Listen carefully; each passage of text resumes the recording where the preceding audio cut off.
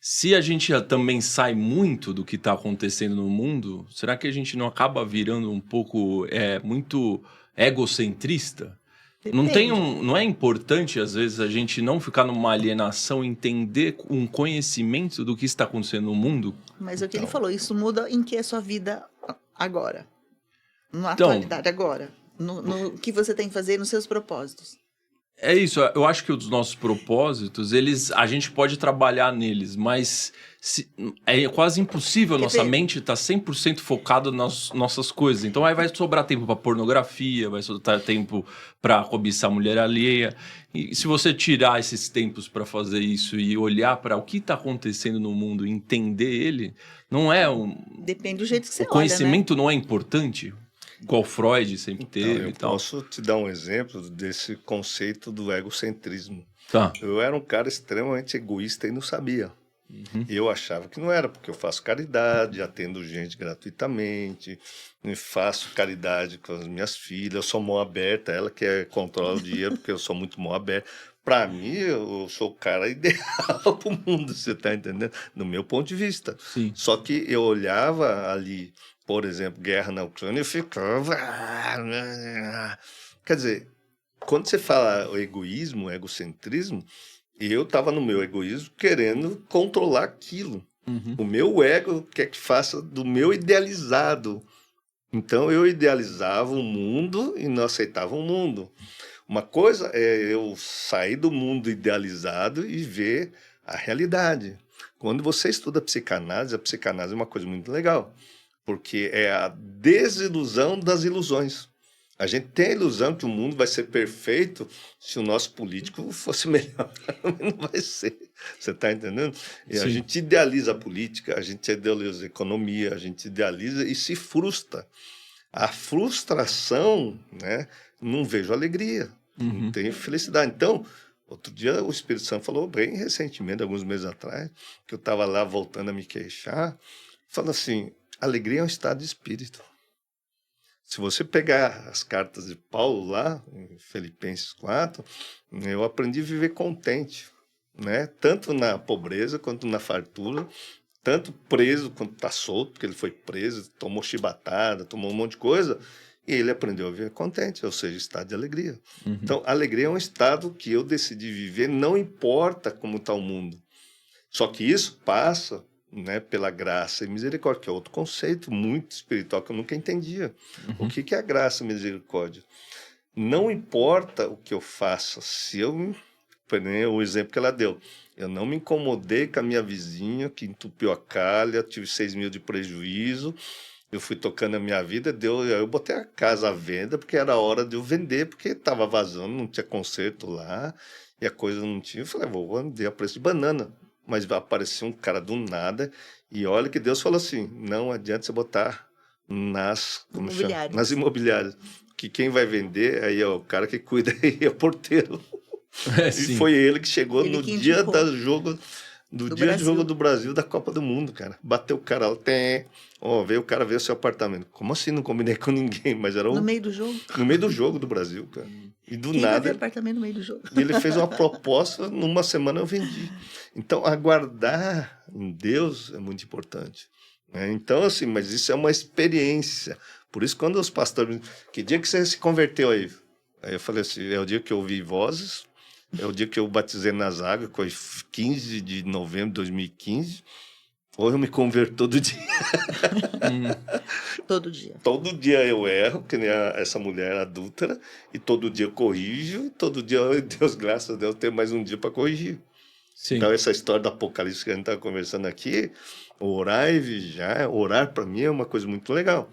Eu aprendi que orar é olhar para dentro. É exatamente o que a psicanálise, aqui na psicanálise cristã, nós ensinamos.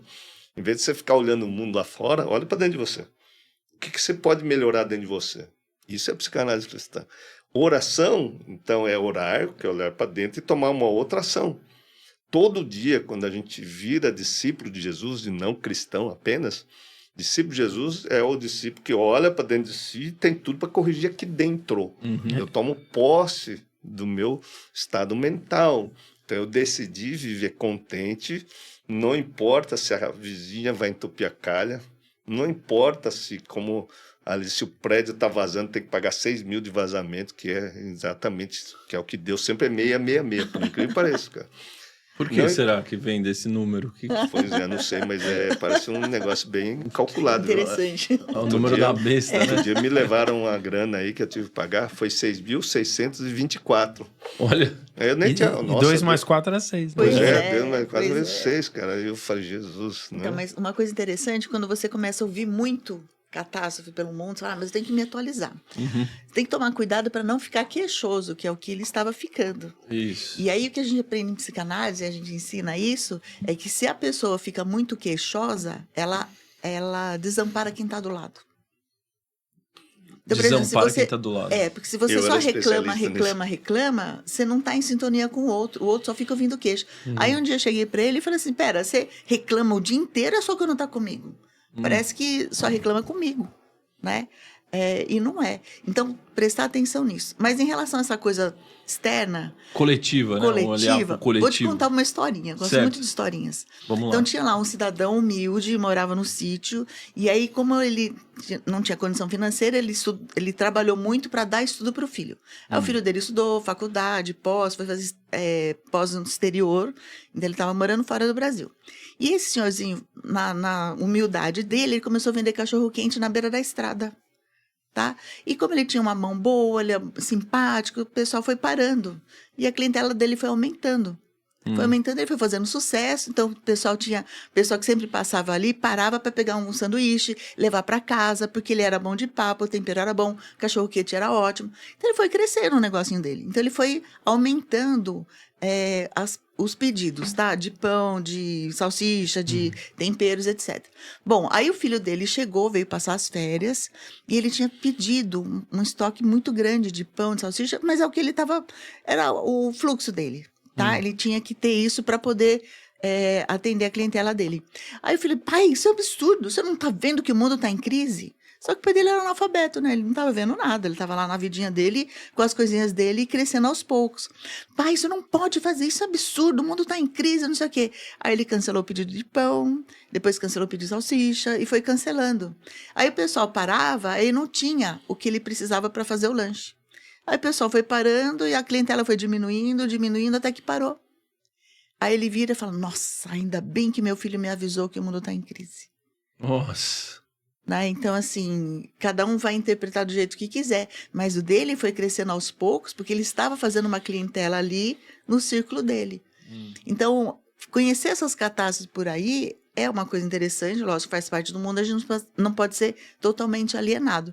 Mas tem que tomar cuidado, porque tem coisas que crescem, mesmo nas crises. Sim. Tá? Então, para muita gente, a pandemia foi uma catástrofe, foi um terror. Para a gente, falar para você, foi uma bênção. Porque por conta da pandemia, a gente teve que correr do curso que era presencial de psicanálise cristã para o online.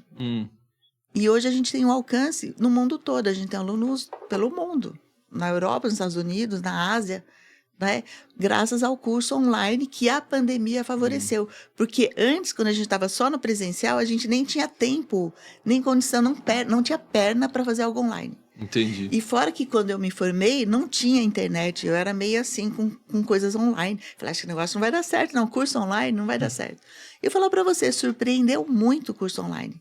Porque estando gravado, o aluno pode voltar lá e acessar quantas vezes ele quiser. Ele pode assistir aquela mesma aula quantas vezes ele necessitar. E no presencial, você atendeu o telefone, foi no banheiro, aquele trecho que o professor deu, perdeu. Não volta. Mas Ô, será Maurício, que... vou dar um vamos exemplo lá. aí. Vamos dar um exemplo bem atual. Aham. Você vê aí o Maduro e o Trump. Tá. Né? Tá bem atual o assunto. Vai invadir agora ou não vai invadir agora? Vai invadir agora. Todo dia a mesa está lá. Agora vai vir um submarino especial, agora vem um porta-voz especial. Todos os dias você vê uma notícia, todo mundo ganhando sua atenção.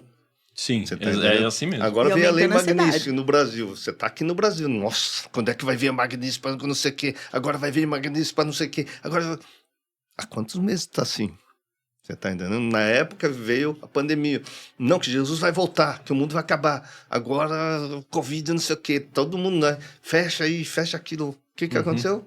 Nada. As coisas vão acontecendo de uma maneira natural. Então, assim, quantas pessoas estão perdendo o seu tempo né? Eu sei de tudo isso porque eu não sou alienado, eu estou vendo. Só Isso. que antes, vamos colocar assim, antes eu perdia tempo e virava o chato que ela falava. Você só reclama comigo porque para os outros você atende. Ô, como é que você está aí? Você está sofrendo? Agora com ela, não, que esses caras aí iam ter que ir preso mesmo, ter que acabar. E isso- Precisa de um equilíbrio. Né? Exatamente. Então, assim, o egoísmo é eu olhar para mim mesmo e o mundo tem que girar em torno do meu umbigo, da minha forma de idealização. E aí vem um conceito que é bem interessante, isso é bem importante, porque todo mundo fala, olha o cara narcisista. Sim. Eu era extremamente narcisista e pode ter certeza que essas pessoas que querem o ideal próprio é o próprio narcisista. Quer dizer, o meu pensamento é melhor que o seu. Você vê um esquerdista, e desculpa falar, mas o cara acha que o pensamento dele é o melhor e não consegue conversar com ninguém. Você está entendendo? Isso é puro narcisismo. Não consegue ter diálogo, não consegue ter a oposição. O que acontece quando a gente vira discípulo de Jesus? Como discípulo de Jesus, eu vou te amar independente da sua posição política, independente se está roubando, se está não sei o quê. Eu não acho justo. Mas também, graças a Deus, o meu dom não foi para ser policial e prender ninguém. Não foi ser para ser advogado, para ficar advogando, ganhando dinheiro. Então, cada um vê em uma posição. Mas eu posso fazer uma provocação, né? Que a gente está aqui. Pode. Eu concordo com tudo que vocês estão falando, né? Primeiro a gente tem que olhar para dentro, porque como que a gente vai poder ajudar alguém se a gente ainda não se ajudou, certo? Sim. Mas se a gente for pegar os ensinamentos de Jesus, igual quando a gente estava conversando antes, na Europa eles estão fechando igrejas, né? Vocês estavam comentando que na Espanha, em Portugal.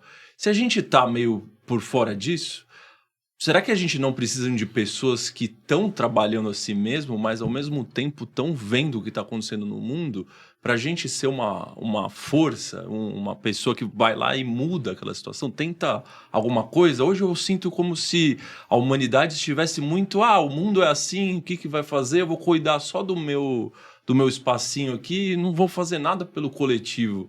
Tem pessoas que têm dom para isso, para agir pelo coletivo. Então tem os políticos aí. Então, mas Eles esses são conseguirem os que estão fazendo mal, mas não né? são todos, né? Não são todos. Em qualquer área tem o que seja mais centrado, coerente e pensa na coletividade. E tem aquele que é super egoísta, só pensa no próprio umbigo. Vamos colocar assim. Isso em todas as áreas.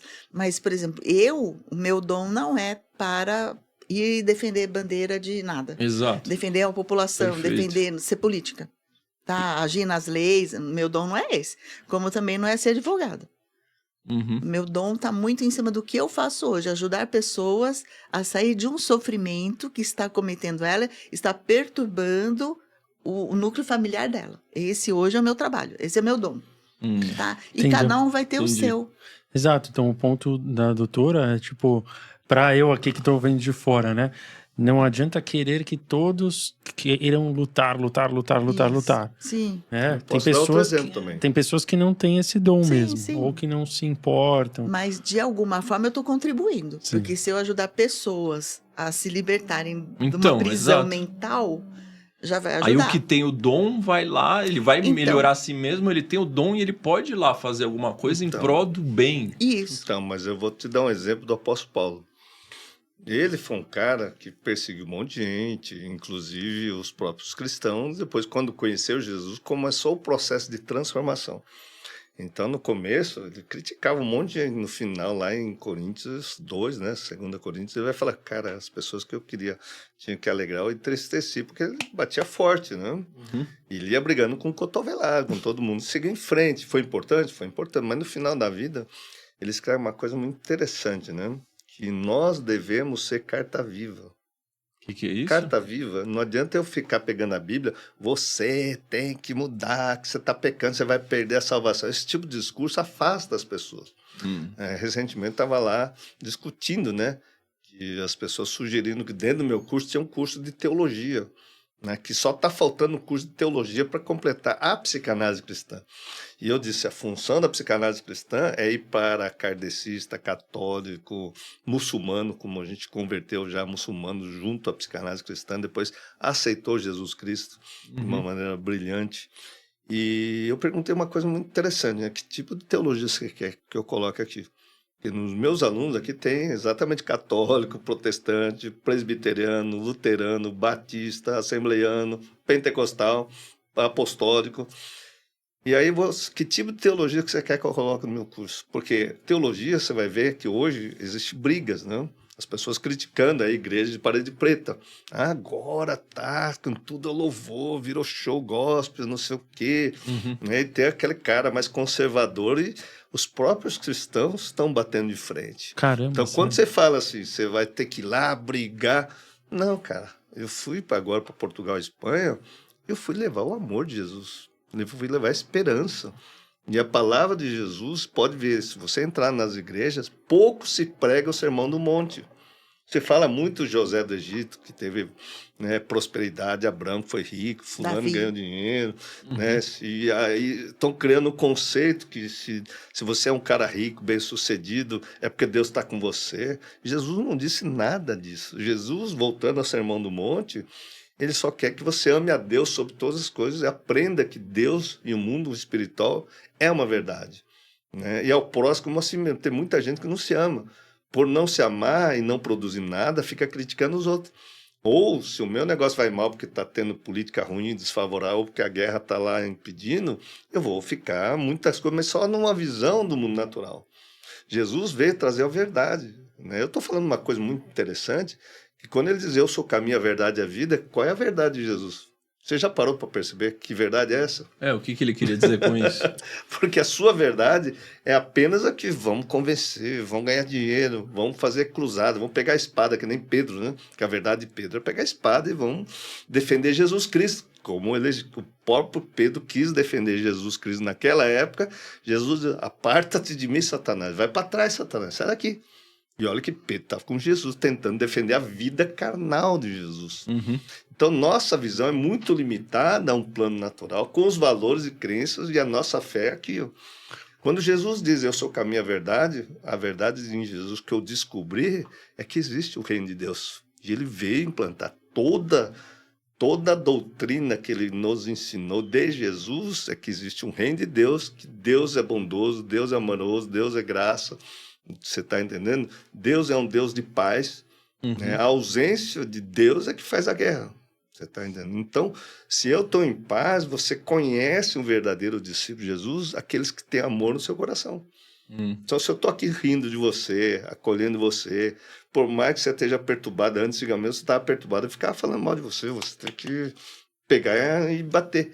Só que nem sempre você vai ver aquilo que eu estou vendo. Sim. Você tá entendendo? A melhor maneira de combater o mal é jogar o amor. Eu não estava querendo dizer igual Pedro, vamos pegar espadas. Isso.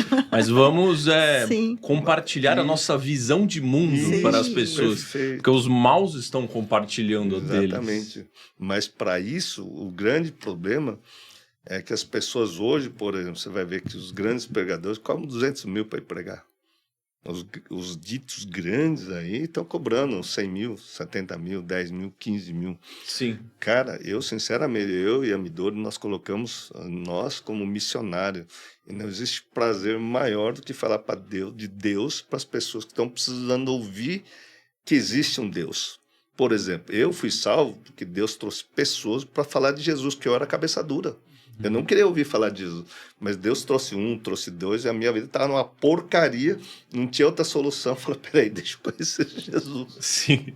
Você está entendendo? E olha que Deus é tão misericordioso que traz pessoas, né? No meu caso, eu costumo dizer para todo mundo que trouxe, ó, o cara era professor da PUC de psiquiatria, era não, deve estar, não, agora ele aposentou. Professor de psiquiatria da PUC, psicanalista, você está entendendo? Médico, né?